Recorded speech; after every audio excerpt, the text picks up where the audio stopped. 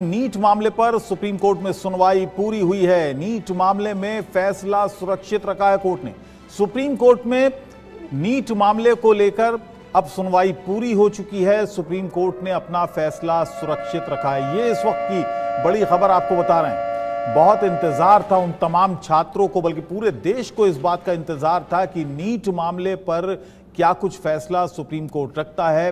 तो अब बस फैसले का इंतजार है, यानी सुनवाई अब पूरी हो चुकी है, दलीलें पूरी हो चुकी हैं, सबमिशन सारे रख दिए गए हैं सुप्रीम कोर्ट के समक्ष और अब सिर्फ फैसले का इंतजार है। सुप्रीम कोर्ट का फैसला अब आना है। नीट मामले में सुप्रीम कोर्ट ने फैसला सुरक्षित रखा है।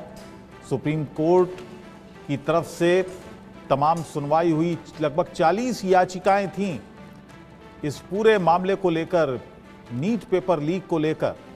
ज्यादातर याचिकाओं में कहा जा रहा था कि रीनीट कराया जाए, दोबारा से ये परीक्षा कराई जाए। और फिलहाल इस मामले में सुप्रीम कोर्ट में सुनवाई पूरी हो चुकी है और अब सिर्फ फैसला आना बाकी है। सुप्रीम कोर्ट ने फैसला सुरक्षित रखा है। आयुष इस वक्त मेरे साथ जुड़ गए, मेरे सहयोगी। आयुष, क्या अपडेट है? मामला अब कोर्ट में सारी सुनवाई हो चुकी है, फैसला कोर्ट ने सुरक्षित रखा है। कब तक यह फैसला आएगा? जी देखिए, फैसला कोर्ट ने सुरक्षित रख लिया है और ये फैसला बहुत महत्वपूर्ण होने वाला है, क्योंकि ये जब सीजीआई ने ऑर्डर डिक्टेट करना शुरू किया था, उन्होंने शुरुआत में ही ये बात कह दी थी कि 24 लाख बच्चों का भविष्य जुड़ा हुआ है सीधा सीधा इस नीट एग्जाम से और इस नीट एग्जाम को लेकर जो ऑर्डर आने वाला है उससे। क्योंकि अगर रीनीट की मांग मान ली जाती है तो उन सभी बच्चों को जिन्होंने नीट यूजी 2024 का एग्जाम दिया था, उन सभी को फिर से तैयारियां करनी पड़ेंगी एग्जाम के लिए, और वही महीने, वही दिन, वही समय और वही पैसा उनको दोबारा से एग्जाम की तैयारियों पर लगाना पड़ेगा। लेकिन अगर रीनीट की मांग नहीं मानी जाती है और ये कहा जाता है कि जो पेपर हुआ है उसी के आधार पर अब काउंसलिंग शुरू की जाएगी, क्योंकि बुधवार के लिए कहा गया था कि सरकार बुधवार से काउंसलिंग शुरू करने पर विचार कर सकती है, यानी कल से काउंसलिंग शुरू होने पर विचार किया जा सकता है।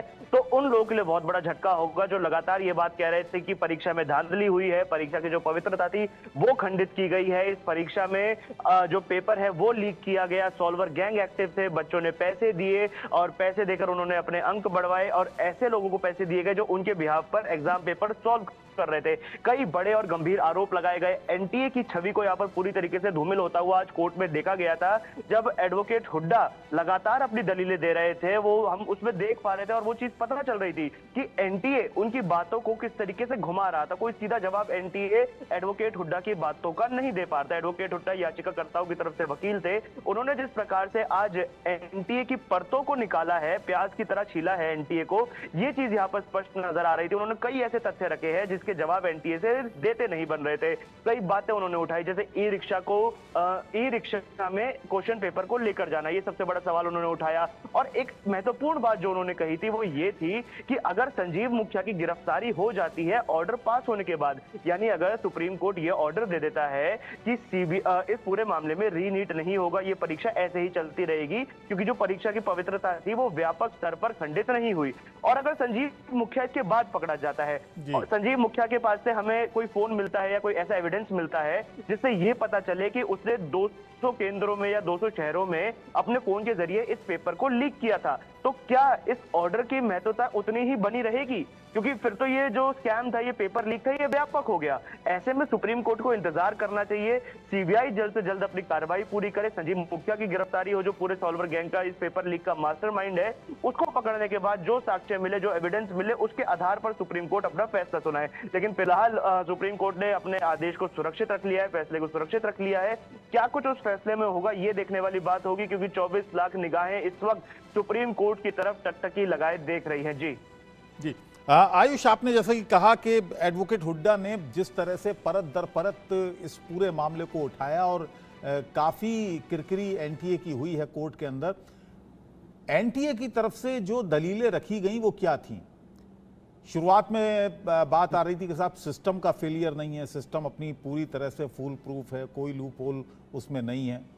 कोर्ट ने सवाल भी किया था ऐसे में पेपर लीक कैसे हुआ। कोर्ट ने ये माना कि पेपर लीक तो हुआ है, कितना बड़ा दायरा है बस ये तय करना है। तो एनटीए की तरफ से क्या दलीलें आई, क्या एनटीए ने ये माना कि कहां से पेपर लीक हुआ?